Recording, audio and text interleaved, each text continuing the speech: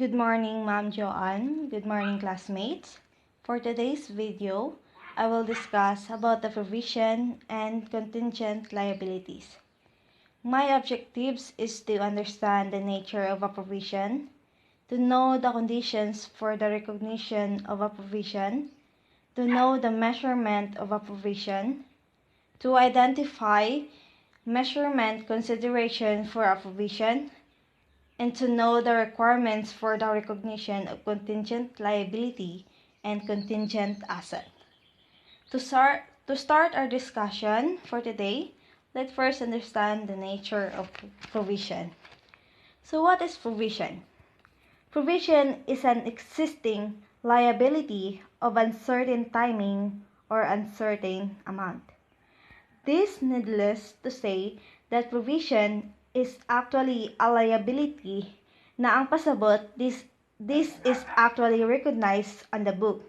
Ug kung moingon tag provision, we are certain nga natay bayran, certain ta nga there is an economic benefits that will flow outside the end it is a future.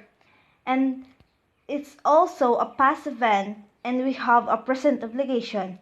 Meaning, katong tatlo ka characteristics sa usa ka liability nagikomply sa provision, pero tungod wa pa siya nahitabo, we are not yet certain with regards to its timing or amount. For example, let's say na kay patent. Then, naay nahitabo nga dibandahan kay ginaangkon sa ubang tao ang patent nimo. So, since naay nahitabo nga demandahan, see to it na may possible na may bayran ka if invention good na sa ubang tao. So, kung maingon imong lawyer na that there is a probable chance that there is a future economic benefits that will flow from you, meaning na kay bayran sa future. There is already a liability because first, there is a past event na kay nabuhat na sayo. Second, there is a present obligation na kay obligasyon na mubayad sa future. Third, there is a probable future economic benefits that will flow outside the entity, which means we need to recognize provision, pero kay tungod uncertain ang timing, wa ta kay ba kung kanus-a na bayran, kay wala pa'y verdict ang court, wala pa'y desisyon ng judge, kung kanus-a o kung pila imong bayran, mao gitawag na siya nga uncertain timing and amount.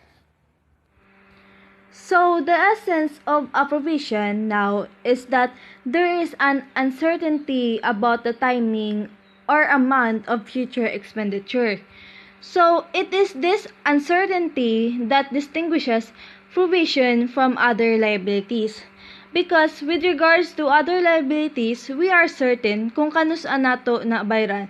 Just like notes payable, we are certain kung kanus-an na bayran kay naa siya maturity rate. Certain sad tas amount kay naatay ginatawag na maturity value. Pero in terms of provision, like liability ra sad gihapon siya, pero di ta sure kung pila atong bayran o kung kanus-a bayran. So, if uncertain ang amount sa provision, how can we measure right provision? Well, provision are measured by the use of estimate. That means, ato ra nang i-estimate. Though estimate ra gihapon atong ginagamit, reasonable gihapon na siya nga estimate. Because nag-comply gihapon ta adto sa right amount of obligation that can be measured reliably na recognition criteria sa usa ka liability. Because what are the recognition criteria of liability? First, that the entity has a present obligation as a result of past events. Second, it is probable that an outflow of resources embodying economic benefits will be required to settle the obligation. Third, the amount of obligation can be measured reliably. So, since kaya man nato i-estimate based on past experiences, see to it now that reasonable gihapon or measured reliably gihapon ang obligation means pwede gihapon na siya i-recognize. So our next objective is to know the measurement of provision. Well, in terms of measuring provision, always remember that the amount will be the best estimate of the expenditure required to be settled. So, if kung giingon nas problem, that is already the amount of provision. So see here what are the best approaches on how to compute the amount of provision.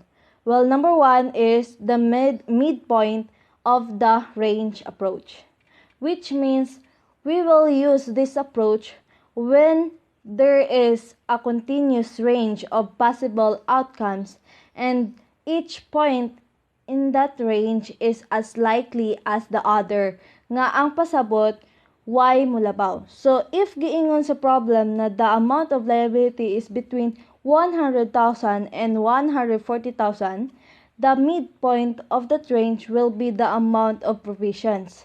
So how to compute the midpoint? Well, midpoint is actually just equal to highest amount plus the lowest amount in the range and then divide it by 2.